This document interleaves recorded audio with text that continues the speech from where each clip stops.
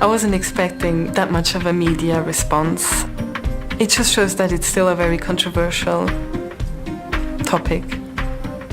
For the media? No, I think for the media, I think even for scientific population, and I think also for society. It's not a myth. Like, I know that there's certain spots inside the woman's body that just make you come. Look for the walnut. Excuse me? Look for the walnut. They're like in the top, and if you go back, you'll feel like this walnut-shaped ball-like thing. That's your toy. That's what you want to play with. How did you get interested in this topic? I don't know. Because... What do you mean you don't know? Of course you know. Because in the same week, someone told me, you know what, I found my G-spot, and I said, wow, it does exist. What does it mean?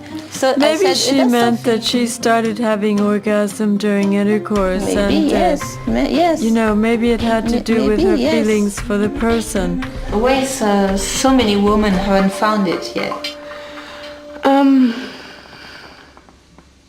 Are you using enough lube?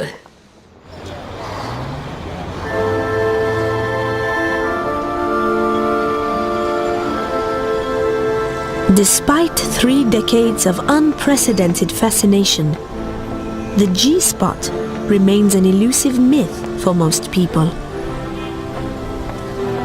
How can something so close to us all be so mystifying to so many?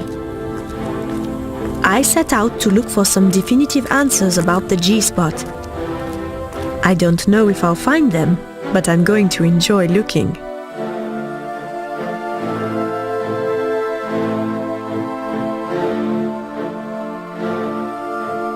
Can you give us a definition of the G-spot? It's a spot inside a woman's vagina that, when hit properly, can give you the best orgasm ever. My pubic area became very, very warm. It was a little alarming because I didn't know what was going on. It just shot up electricity. My whole body. Oh my God. My toes all the way up to my head. Once you find it, you just always want to find it. Voorhees, a quiet community on the outskirts of Philadelphia. This is home to a researcher who has been voted one of the 50 most influential scientists of the 20th century. Someone whose writing has revolutionized sex for millions of people around the globe. This is the hard copy of the G-spot that came out in 1982. And then that was followed by paperback editions in 19 other languages. How many copies did you sell? Over a million. Over a million. Here's the French for you. It was out in Afrikaans, which was unusual. Greek, Hebrew. Japanese. So it's a big success. I don't like to say it's a big success. I like to say that we've tried to help a lot of people to learn about themselves and to feel good about themselves. Back in the 70s, Beverly Whipple was a nurse with a special interest in certain women that doctors had diagnosed as incontinent.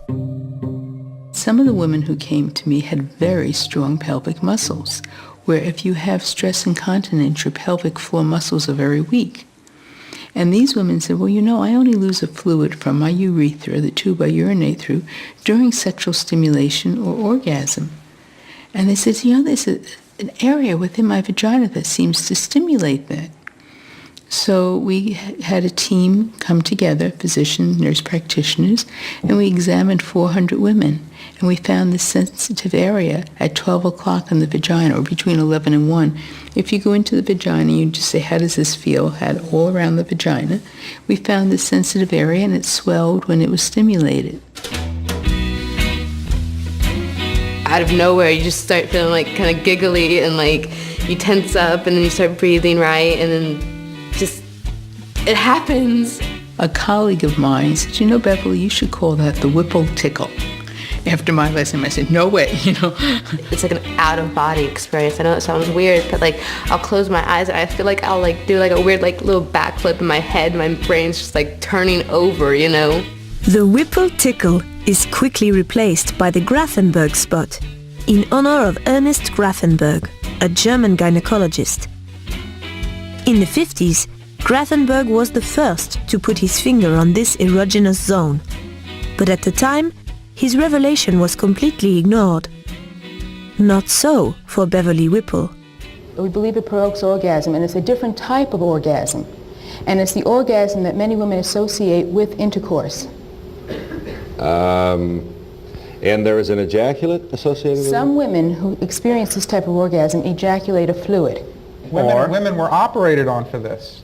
So this is my one reason for wanting to do this research, is to let these women know that it's okay to experience this, if it is not an abnormality.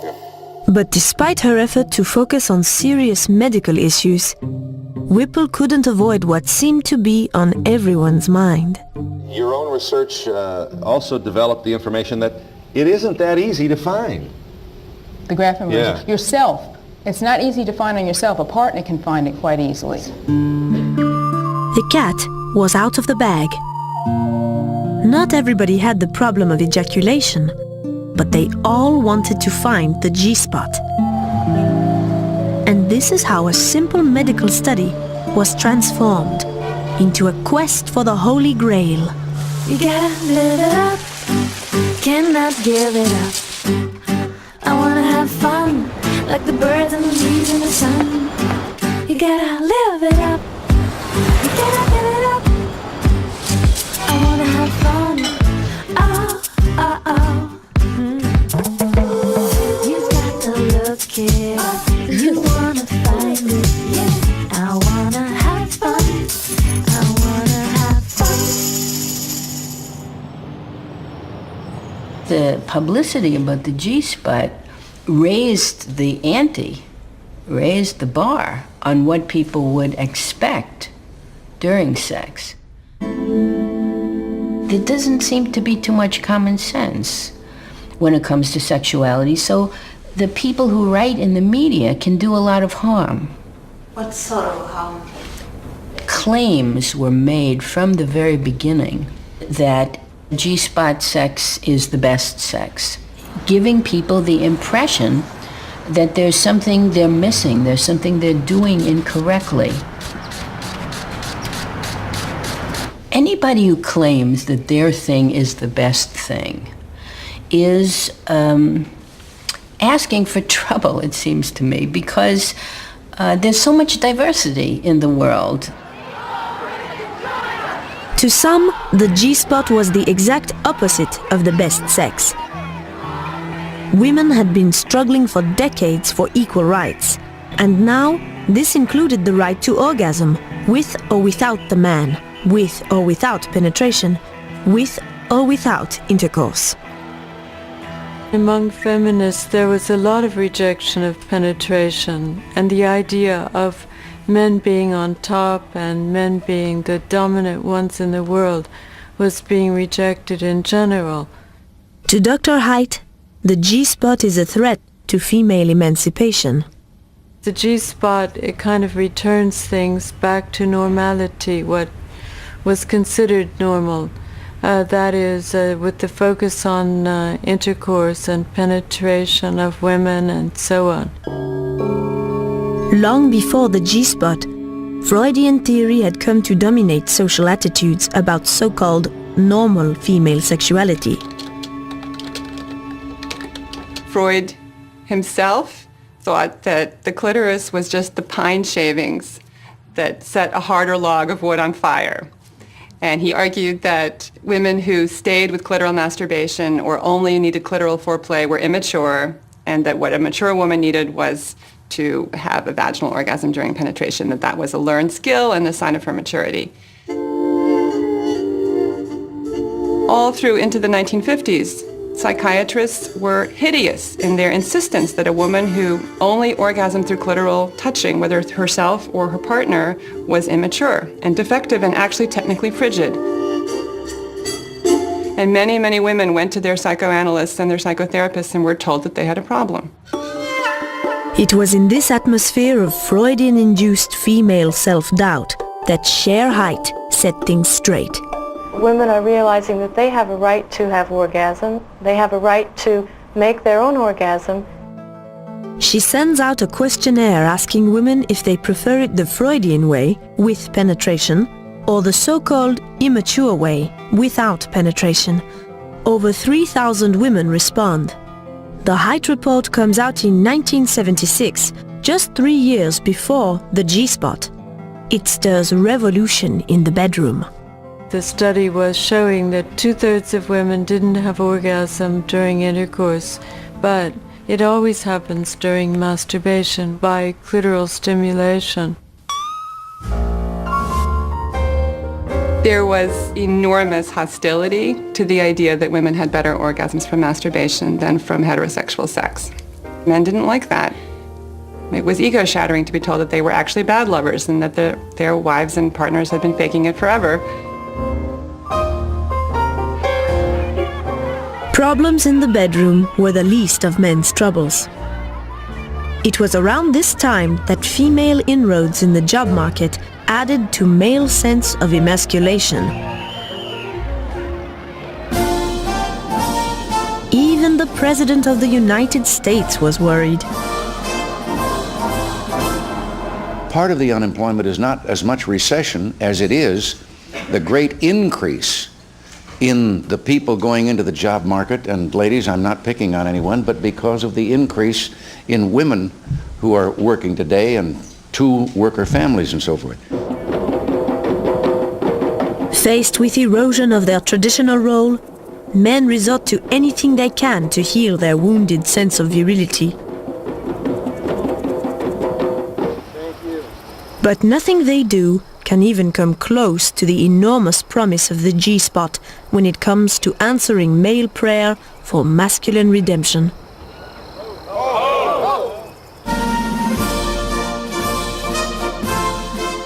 Do you think the G-spot was kind of a reaction to the Height report?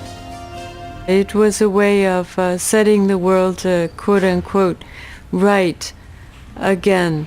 Playboy actually said, discovery of the G-spot will relieve men of the clitoral tyranny of sheer height.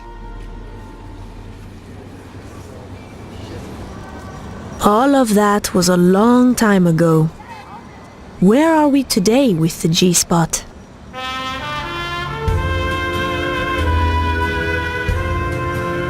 Despite the early feminists' reservations, couples all over have never stopped looking for the G-spot in earnest. It sounds a bit weird, but just taking out books and being like, all right, so, okay, according to this map, this is what I'm supposed to have. It's definitely, there's the arch in the back and there's the oh my god. Oh my god. I think it can be quite good. I think it's very, very real. C'est comme des étoiles.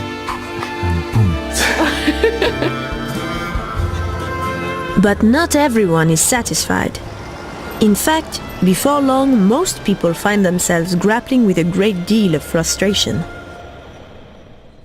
Savoir qu'il y a du potentiel mais qu'on peut pas l'atteindre, oui, je pense qu'il n'y a rien de plus frustrant. Ça devenait tellement mécanique et cérébral que en fait, ça m'enlève toute spontanéité. On devient comme des scientifiques qui explorent. On peut quand même toutes avoir du plaisir dans la vie de manière différente. If your partner starts to get frustrated with you that you're not doing the right things, then that could just be like a total turn-off. Yeah. Really. Why is the G-spot so hard to find? It's like a Zen sexual puzzle. Seek it and it will not be found. In the case of the G-spot, obsession and pleasure rarely go hand in hand. Women who are not able to experience a vaginal orgasm, they will feel underachieving or something is not okay with me. And it's the same for men. It's not only for women. Men will go and look for the G-spot, and if they don't find it, they're losers or not powerful enough. Andrea Buri is part of a team of geneticists and psychologists whose concern over sexual performance anxiety has led them to ask an extremely important question. Is the G-spot a physical feature, or is it merely a subjective impression? Over the past 25 years, there have been close to 50 published studies related to the existence of G-spot phenomena. But none of them satisfy Dr. Buri. we shouldn't go and claim the existence of something that has never been proven.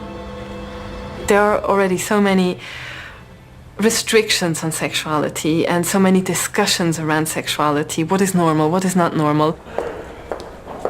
What could be a next step? What could be a more innovative approach to actually try to answer this question? And that's when we decided to look at the genetics underlying the so-called G-spot. Dr. Bouri reasoned that if the G-spot is truly a bodily feature, like, let's say, freckles or wisdom teeth, then it must be related to our genes. She set out to look for evidence of genetic influence on the G-spot. So basically, we compared identical twins to non-identical twins. We used the classical twin design. Comparing twins, both identical and non-identical, is an established way to infer genetic influence. If Molly reports having a G-spot, Polly, her identical twin, ought to report having a G-spot as well, since identical twins share the same genes. And as far as we know, there is no standardized questionnaire on the G-spot. So we used this one question which was very straightforward. Bouri sends a questionnaire to over 900 pairs of twins. Amongst the questions, do you believe you have a so-called G-spot? 56% of the twins answer yes, but with no greater agreement among the genetically identical twins than among the non-identical twins. Bouri concludes that the G-spot is not influenced by genes and that therefore it may not be a bodily feature. The G-spot doesn't seem to be an anatomical entity or a physiological phenomenon, but rather women thinking that they do have a G-spot might be women who are just generally more arousable. So it's more of a subjective perception more than an objective phenomenon. So does it exist or not? I guess that's up to the person to decide. The international press is quick to pounce on Bouri's findings. Headlines all over the world proclaim that the G-spot may not exist. For many couples who never could find the G-spot, the news that it may never have existed is accepted with relief. But preeminent medical researchers in France scoff at Bouri's conclusions. More than 50% of women say they feel a particular sensation in that area. And what always surprises me is that people don't believe them. For Dr. Buisson, the G-spot definitely does exist. In fact, she's seen it in action. Her ultrasound scans of a couple in coitus reveal that the G-spot has to do with a surprising link to the clitoris. Up to now, we've looked for the G-spot in cadavers, on MRI scans, and have found nothing. But with ultrasound, we can conduct studies in real time, and we have discovered that the clitoral urethral vaginal complex, as it is now called, is very mobile. It moves a lot. This is something we didn't know before. Here we asked a patient to insert her finger into her vagina and indicate the most pleasurable spot. And we noticed that in stimulating the front part of the vagina, where she thought her G-spot was, she was actually stimulating the root of the clitoris, since you have this double arch that appears.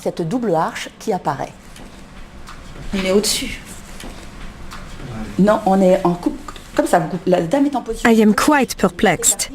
For me, the clitoris has always been an external feature of the vagina. But Dr. Buisson is trying to tell me that during sex, it is stimulated from deep inside, near the G-spot. How can this be? Luckily, her co-researcher, Dr. Pierre Foldes, arrives just in time to enlighten me.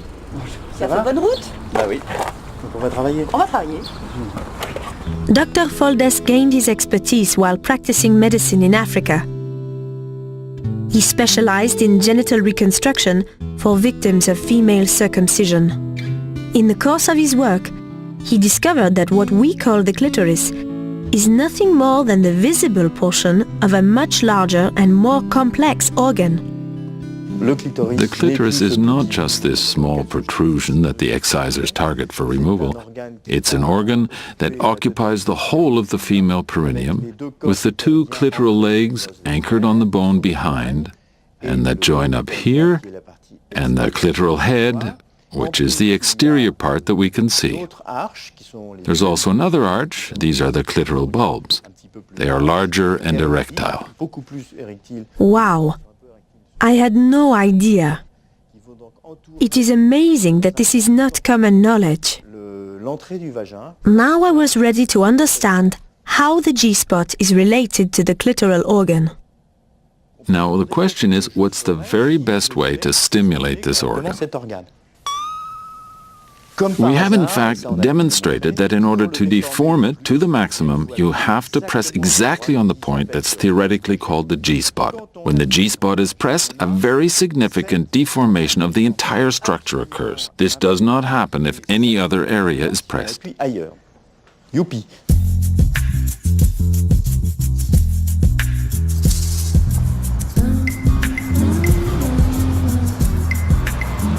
So the G-spot is nothing more than the best area to stimulate the entire clitoris. The conflict between clitoral orgasm and vaginal orgasm does not really exist, because it's all one and the same thing. I wonder what Freud would make of this. But since all women have a clitoris, the question remains: why is the G-spot orgasm still so elusive? In Rome, there is an endocrinologist who believes he has found some answers.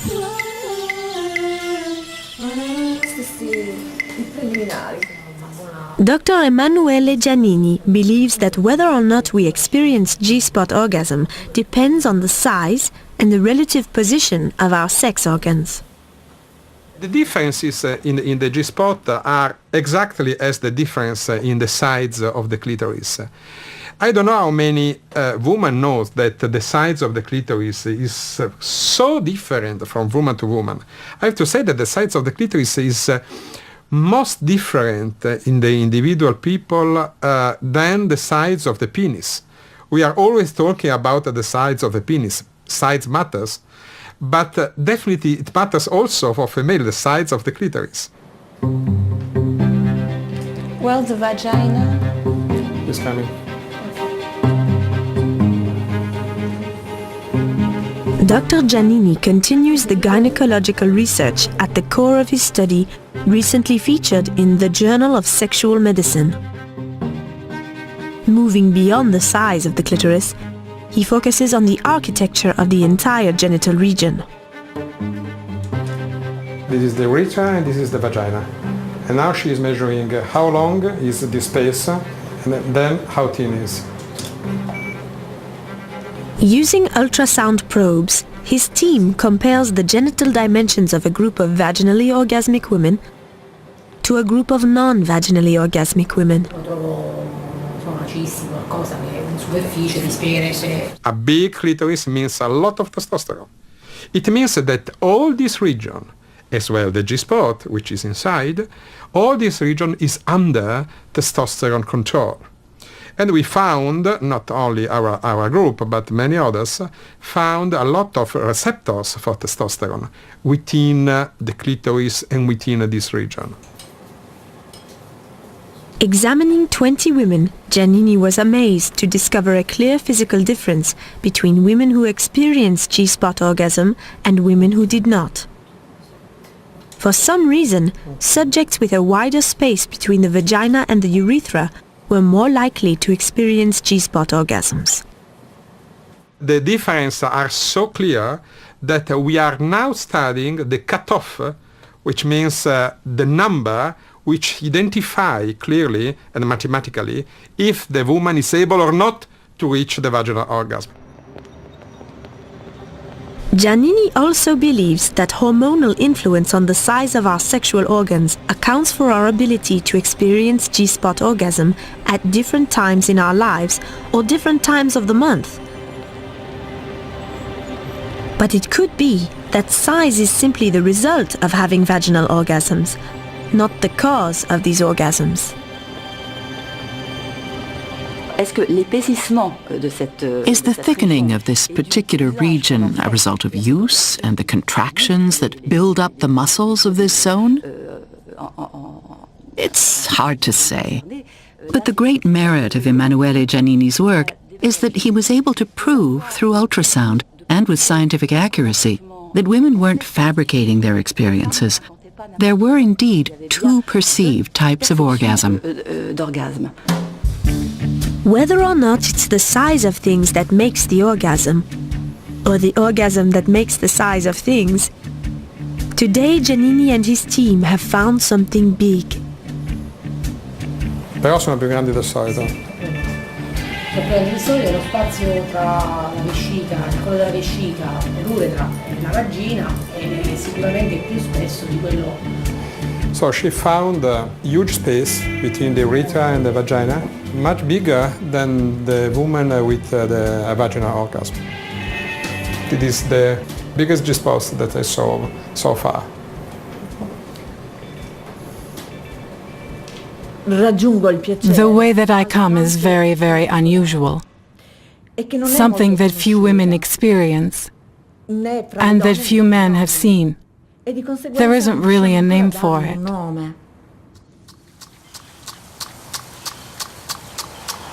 I've come here to understand my own body and help other women know their bodies. When I press with my fingers, I can come, I can squirt. Just by pressing, I can create these waves. And it's the same with penetration. As long as the penis hits that special G-spot, if it's straight, I don't feel anything.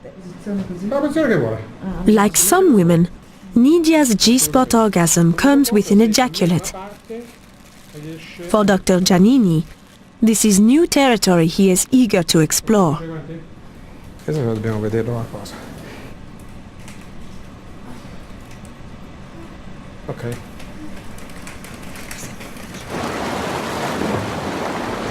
These things were known about thousands and thousands of years ago. And what happened to the female ejaculation, I think, is interesting also. And that is, once they discovered the microscope and they could see what was in fluids, they found the sperm in male ejaculatory fluid, but they found nothing in the female ejaculatory fluid that would lead to conception. So it just got lost from the literature. It wasn't in the literature anymore after the discovery of the microscope. It was medical confusion about women who ejaculate during orgasm that had led Beverly Whipple to rediscover the G-spot 30 years ago. The fluid was thought to be the result of urinary incontinence, and despite attempts to analyze this fluid, dating back to Grafenberg himself, it is only in the last few years that the truth about female ejaculation is coming to be accepted. There are some women who feel bad when they emit a fluid. They feel ashamed. They think it's urine. They put the brakes on their orgasm. With other women, it's the opposite. They feel utter satisfaction because they've experienced a moment of bliss. In fact, some women, not many, but some, feel that their orgasm isn't complete, that the orgasm lacks something if they don't emit a fluid. Dr. Cabello is a leading mythbuster in the field of sexology. Like Beverly Whipple, he became interested in female ejaculation because many of his patients were curious or worried about it. I caught up with him while he was attending the European Congress on Sexual Medicine. We were thinking that this fluid couldn't be urine, based on what women and their partners were saying. It smelled different, it tasted different, and it didn't stain the sheets in the same way that urine would. So our first task was to determine if this substance was simply urine or not. If the fluid was not simply urine, if it proved to be an actual ejaculate of some sort, Cabello was also very curious as to why it would only occur in certain women and not all. I started to research the existing literature.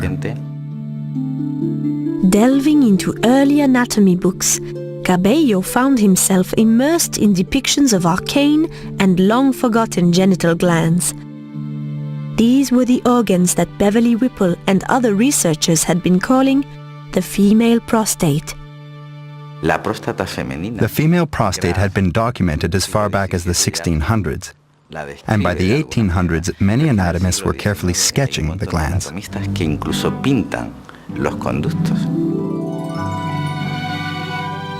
Decades ago, Whipple had speculated that these glands were the source of the mysterious fluids. Cabello and his team set out to prove Whipple's hunch. They tested the fluid for prostate-specific antigen, a substance that can only be produced by prostatic glands. Medical science believed that women do not produce PSA. Cabello's results were truly a surprise. The female ejaculate contained very high levels of PSA, hard evidence that G-spot-related ejaculation is due to secretions from the female prostate. But Cabello wasn't satisfied. If the fluid was coming from the female prostate, and all women have these glands, shouldn't all women be squirting? Beverly Whipple's study of 400 women reported female ejaculation in only 10% of subjects. But what if these women were only the tip of the iceberg? Perhaps way more women were squirters and they just did not know it. Cabello's team began to analyze urine samples taken from women before and after orgasm by self-stimulation. Their findings are remarkable. Even though only 6 out of 24 women had any visible ejaculation, almost all of them had PSA in their urine after orgasm. PSA that wasn't in the urine before. We can affirm that 75% of the women in the study emit a certain amount of fluid at the time of orgasm. And while we were unable to demonstrate it, our strong conviction is that, in reality, fluid ejaculate occurs in all cases when a woman has an orgasm. It's just that sometimes the quantity is so small as to be undetectable. Thanks to Cabello, the field of sexology is no longer in the dark about the anatomy of squirting. But his discovery that all women might be capable of ejaculation is something that has been well known in some subcultures for many years.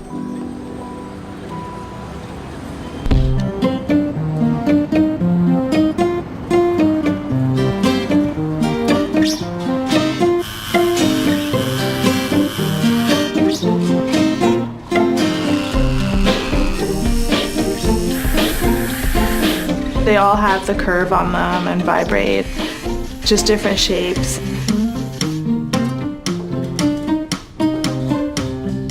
People who like strong vibration really like them a lot.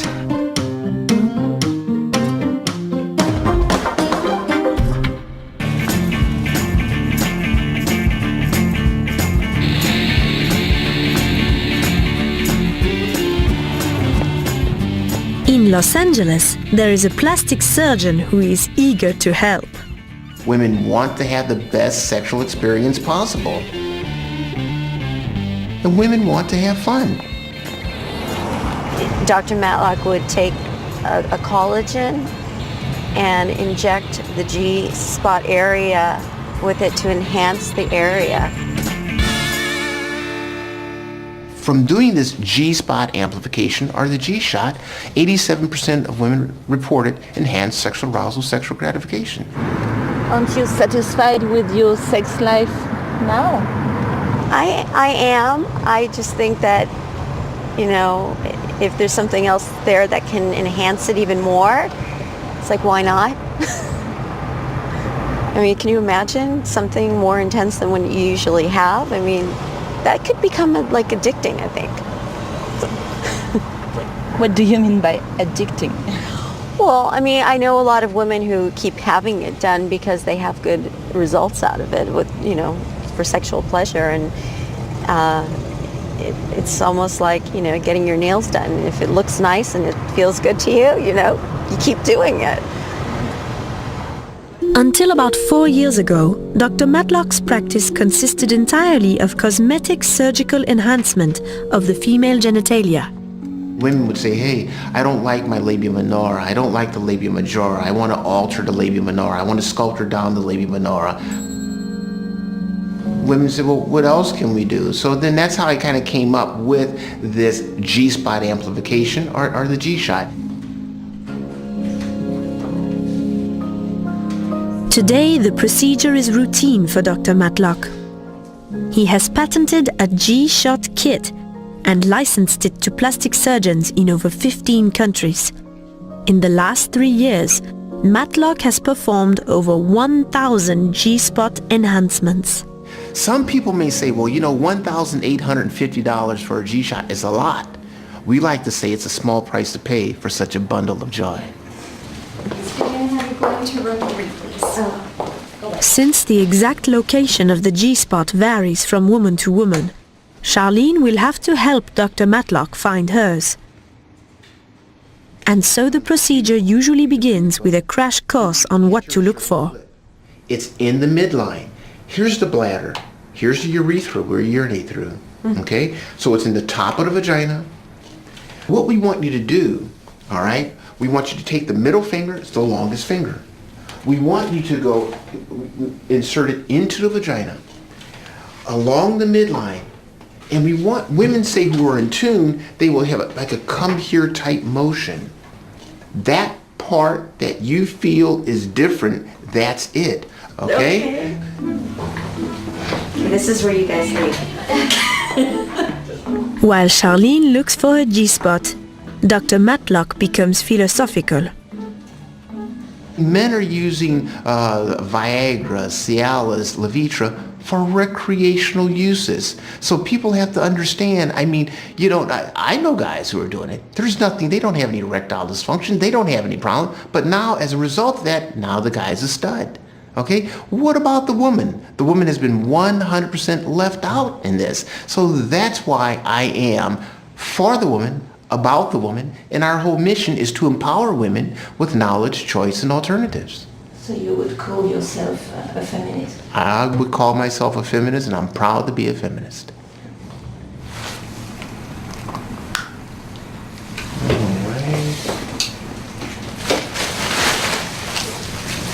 You're gonna have your magic button.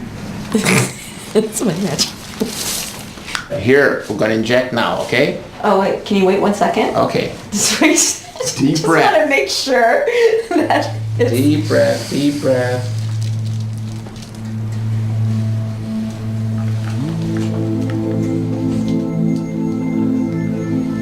"30 years after the popularization of the G-spot, the quest for the holy grail of female sexuality is reduced to an 8-second-long collagen injection. Voila. Oh my god. I'm gonna put a tampon in. Oh my Remove god. the tampon in. Great, 4 that's hours. beautiful.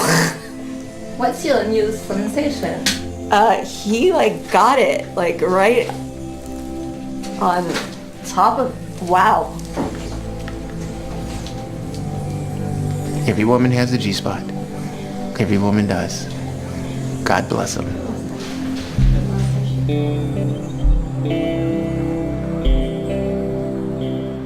On ne parle jamais du dialogue et de la communication entre les êtres. On parle du contact et de la pénétration et de l'aspect technique, mais un peu comme on parle du point G, la recherche du point G. Où est-il physiquement le point G? Mais qu'est-ce que ça apporte aux deux personnes qui échangent?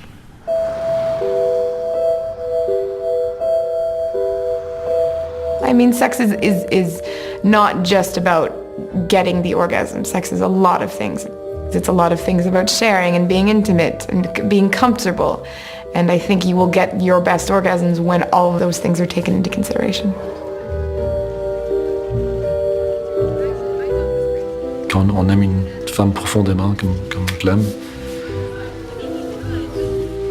je vois comment elle vit ce moment quand quand son orgasme, par exemple, c'est puissant. Puis moi, ça me rend tellement heureux. Pourquoi ça vous rend heureux? Parce que je pense que en voyant, avoir tellement de plaisir, elle est amoureuse. Je le vois dans ses yeux. Et puis, ça me touche profondément. Really, truly amazing sex. It's more than just your body with another body. I think the mind is a huge sexual organ, and it goes into fantasy, and it goes into desire and consent, and it goes into love, and all these other things that can really make a beautiful experience. The idea that there's still room for romance in arousal is a comforting thought for the romantic in all of us. But the role of imagination in sexual response is proving to be more important than anyone had ever thought. Does it start with an image, or does it start with a sensation in your body or an attention in some way? It kind of starts with a sensation in the body. Like, I don't know where, like, horniness comes from, but, like, it's like realizing you're hungry. Tracy belongs to a class of women who have recently become the focus of intense study by neuroscientists. She is able to orgasm by thought alone. No physical stimulation necessary. What I suggest that we ask her after each orgasm is how intense and pleasurable it was. We can correlate her measure with what we see in the brain. In the 30 years since she rediscovered the G-spot, Beverly Whipple has gone from registered nurse to PhD in neurophysiology. All of this in an effort to understand the biggest sex organ of them all, the brain.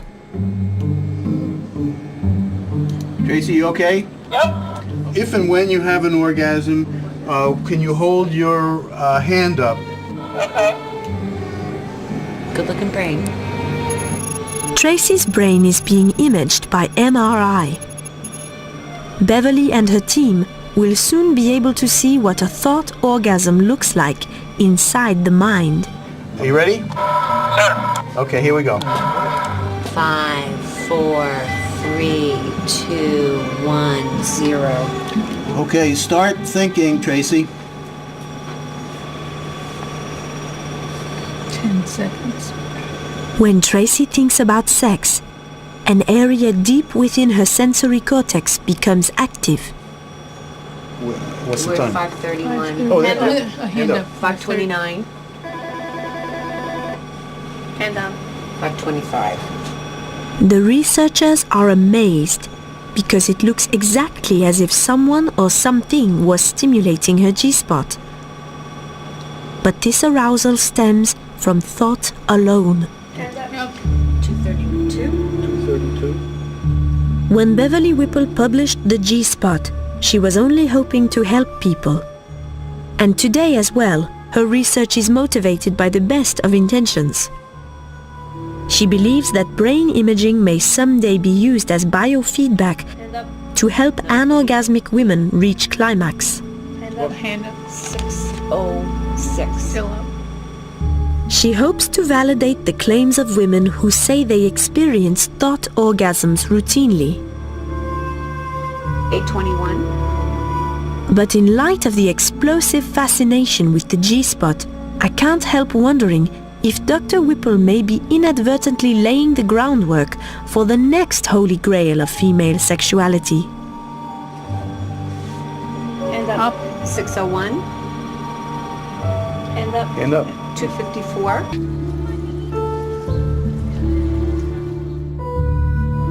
I guess making good love is like making good music. It helps to know your instrument well and play with skill. But it also helps to improvise a little and play from the heart. Gee, I can't wait to get back to practice.